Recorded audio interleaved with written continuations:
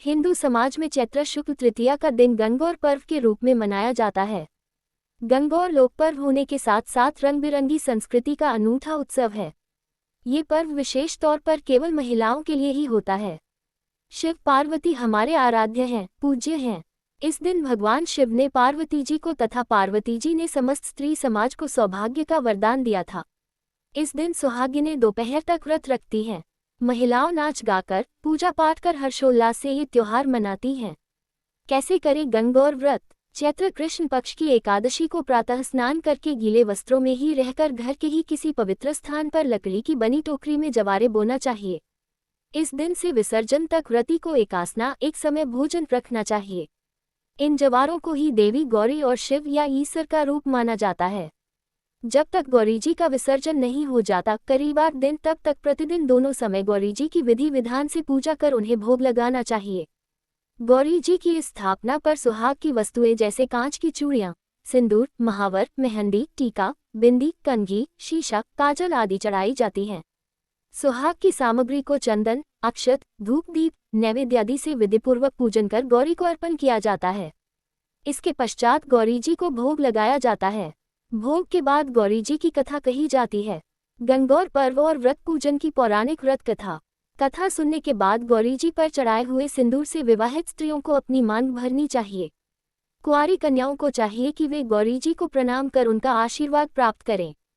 चैत्र शुक्ल द्वितीया सिंजारे को गौरी जी को किसी नदी, तालाब या सरोवर पर ले जाकर उन्हें स्नान कराएं। चैत्र शुक्ल तृतीया को भी गौरी शिव को स्नान कराकर उन्हें सुंदर वस्त्राभूषण पहनाकर डोल या पालने में बिठाएं। इसी दिन शाम को गाजे बाजे से नाचते गाते हुए महिलाएं और पुरुष भी एक समारोह या एक शोभायात्रा के रूप में गौरी शिव को नदी, तालाब या सरोवर पर ले जाकर विसर्जित करें। इसी दिन शाम को उपवास भी छोड़ा जाता है। गंगौर माता की यह अनूठी कहानी देती है सदा सुहागिन का वरदान। एक बार भगवान शंकर तथा पार्वती जी नारद जी के साथ भ्रमण को निकले। चलते चलते वे चैत्र शुक्ल तृतीया के दिन एक गांव में पहुंच गए। उनके आगमन का समाचार सुनकर गांव की श्रेष्ठ कुलीन स्त्रियां उनके स्वागत के लिए स्वादिष्ट भोजन बनाने लगीं। भोजन बनाते बनाते उन्हें काफी विलंब हो गया, किंतु साधारण कुल की स्त्रियां श्रेष्ठ कुल की स्त्रियों से पहले ही थालियों में हल्दी तथा अक्षत लेकर पूजन हेतु पहुंच गईं। पार्वती जी ने उनके पूजा भाव को स्वीकार करके सारा सुहाग रस उन पर छिड़क दिया। वे अटल सुहाग प्राप्ति का वरदान पाकर लौटी। तत्पश्चात उच्च कुल की स्त्रियां अनेक प्रकार के पकवान लेकर गौरी जी और शंकर जी की पूजा करने पहुंची। उन्हें देखकर भगवान शंकर ने पार्वती जी से कहा, तुमने सारा सुहाग रस तो साधारण कुल की स्त्रियों को ही दे दिया, अब इन्हें क्या दोगी? पार्वती जी ने उत्तर दिया, प्राणनाथ, आप इनकी चिंता मत कीजिए।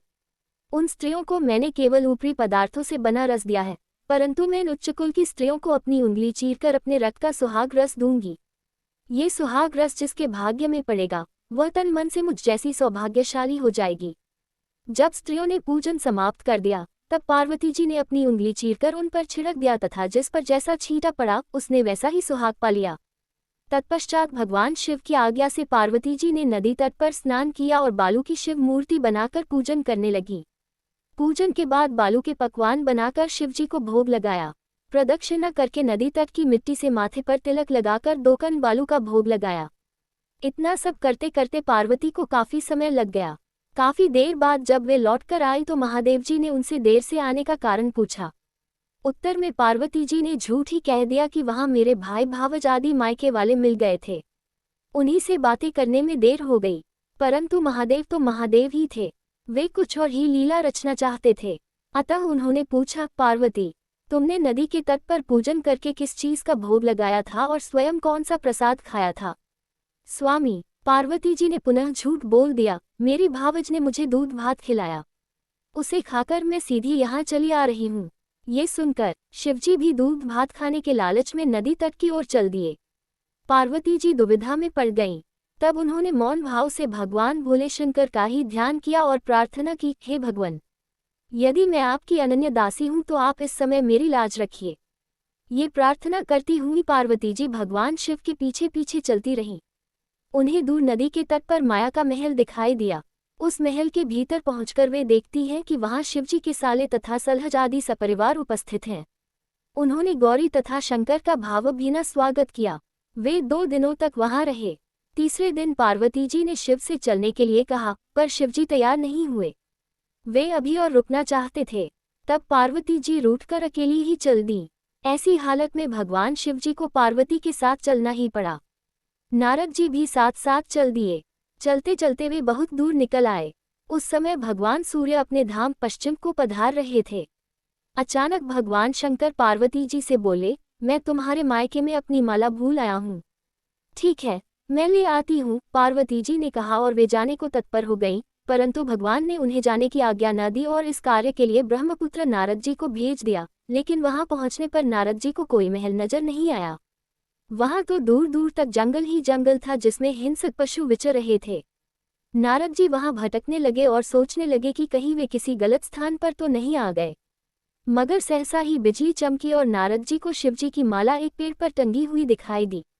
नारद जी ने माला उतार ली और शिवजी के पास पहुंचकर वहां का हाल बताया। शिवजी ने हंसकर कहा, नारद, ये सब पार्वती की ही लीला है। इस पर पार्वती बोली, मैं किस योग्य हूँ। तब नारद जी ने सिर झुकाकर कहा, माता, आप पतिव्रताओं में सर्वश्रेष्ठ हैं। आप सौभाग्यवती समाज में आदिशक्ति हैं। ये सब आपके पतिव्रत का ही प्रभाव है। संसार की स्त्रियां आपके नाम स्मरण मात्र से ही अटल सौभाग्य प्राप्त कर सकती हैं और समस्त सिद्धियों को बना तथा मिटा सकती हैं। तब आपके लिए ये कर्म कौन सी बड़ी बात है, मिलेगा। नारद जी ने आगे कहा कि महामाय, गोपनीय पूजन अधिक शक्तिशाली तथा सार्थक होता है। आपकी भावना तथा चमत्कारपूर्ण शक्ति को देखकर मुझे बहुत प्रसन्नता हुई है। मैं आशीर्वाद रूप में कहता हूँ कि जो स्त्रियां इसी तरह गुप्त रूप से पति का पूजन करके मंगल कामना करेगी, उन्हें महादेव जी की कृपा से दीर्घायु वाले पति का साथ मिलेगा।